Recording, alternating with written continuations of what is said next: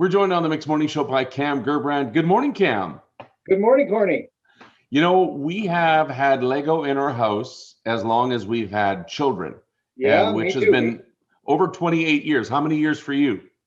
Well, I can still remember the first Lego set that I received when I was, I don't know, probably 9 years old. And yeah, we have piles and piles of Legos for probably the last 25 years for sure.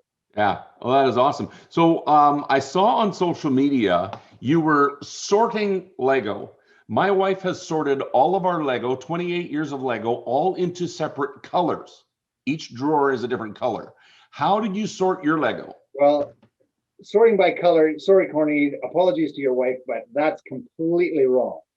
I'll let her know. I am sorting it by shape because my goal is to try and be able to build things. And if it was sorted by color, then I would have to look through each color bin, and that would be absolutely crazy. So I'm trying to sort it as much by shape as possible. So, all the 2x4 by flat go in here and all of these go in here. But let me tell you, it's a tremendous undertaking.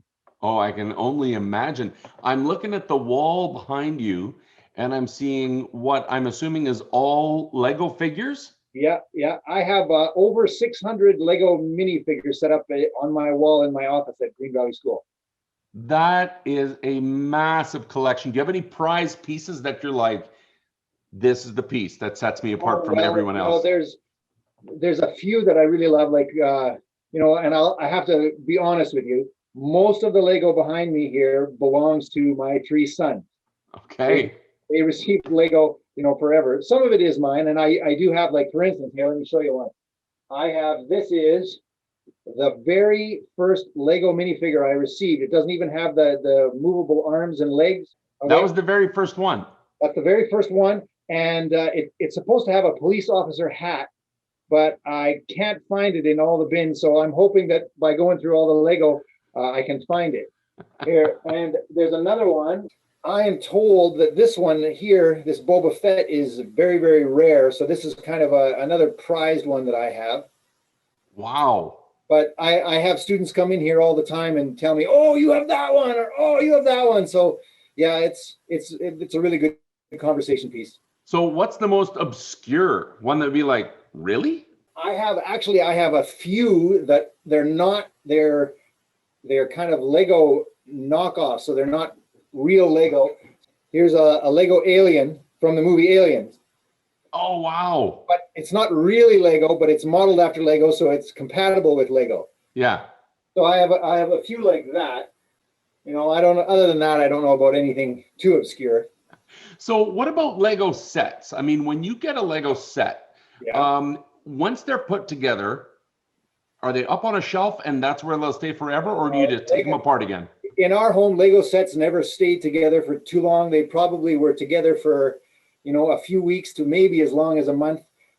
My sons love to create, and some of the Lego creations, I'm sure that they created were absolutely amazing. But yeah, no, they never stayed together as perfect sets. That wasn't our thing. My kids always did the same thing. They got a set, they put it together, and then it was like that for a little bit. And then they're like, I got an idea. We can build this and this. And they need a piece from that ship. They need a piece from this, castle. And then next thing you know, they've got a gondola across the room that they've built. Well, and Lego is such a great toy. Like, I remember my middle son, Logan, he was building a project for school. I think it was grade 7 or 8. And he built this incredibly detailed castle out of Lego, and it was so good that when he brought it to school, his classmates were sure that it was a set, because they said there's no way that you could build something that good and it not be a set. It can't be your own creation. And they had to look it up on the internet to realize, oh no, that's not a set. That's from that set, and that's from that set. And he combined ideas on his own. So it's really neat. Okay, that's a pretty high compliment. If other kids thought there's no way that that's not a set, that's pretty cool. But let me tell you, one of the fun things that we found a fun trick is, as I'm sorting the Lego, my one son, who your viewers might know, because he's a familiar name to anybody on Golden West and Mix 96, Connor Gerbrandt. We love Connor. Yeah. Well, we were playing a game. I would hold up a Lego piece and show him, and he would try and figure out what set that was from. And I could not believe his memory. I would hold up this obscure, weird looking piece and he would go, oh, and then he would be able to tell me what set it was from. His memory was incredible. Wow, little hidden talents we didn't know Connor had. There you go. There you go. That's pretty cool. What are some of your favorite sets that you've bought and built, maybe either with your sons or on your own? Well, you know, what a really fond memory that I have is my nephew Adam used to get Lego sets for Christmas, and he'd get these massively big, huge castles and stuff like that. And I would sit with my brothers and help Adam put these Lego sets together. So that was a lot of fun. But probably we have one of those Star Wars big AT-AT walkers, and we also have one of those Star Wars droid ships from the Attack of the Clones. No, not from the Attack of the Clones. Let's see. Your sons are going to be very upset if you get it wrong. Yeah. Oh man. Anyway, one of those big, huge droid ships from one of those Star Wars movies, and we've got that one too. Those actually are still together, believe it or not. Those are some of the few sets that are still together. Wow, sounds like quite a Star Wars theme you got going on. Yeah, probably Star Wars, and then castles would be the number 1 and 2 in terms of Lego guys that we have.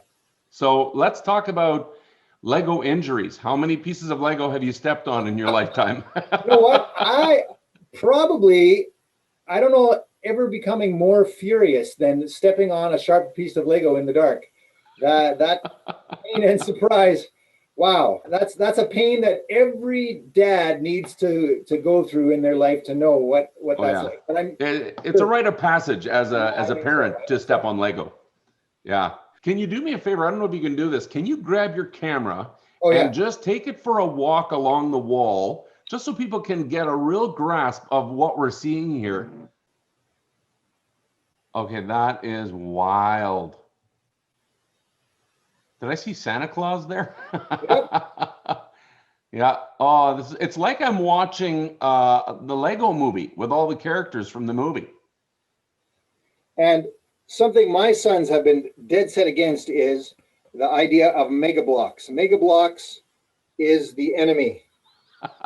So I early on in their Lego career, I picked up some mega blocks for them, and they were not very happy with me. Well, you learned your lesson, I'm sure. Why the collection, and why they're all up on your wall?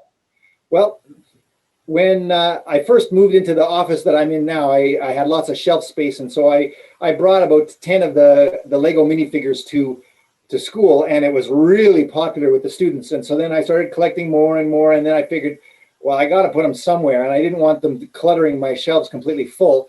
So I did a little bit of experimenting on how to put them up on the wall, and I found this method, and it works really well. And then I can display them all, and when students come in, sometimes we'll even take a few Lego minifigures down, and then if they're talking to me about issues that they're having with a friend, we can pretend Darth Maul is their friend and they're Princess Leia, and then we can figure out together, okay, how Darth Maul and Princess Leia can work out their problems.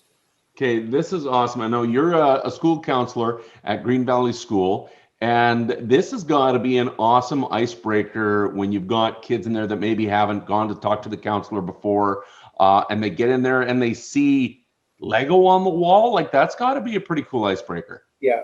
I'm a big believer in using fun and humor and play in my counseling, and so I have a lot of shelves filled with all kinds of toys. Lego happens to be one of them, probably the most that I have. But yeah, I have other toys that sometimes even just playing with toys helps a kid be able to talk, because then they they don't have to look at you; they can look at the toy. Yeah.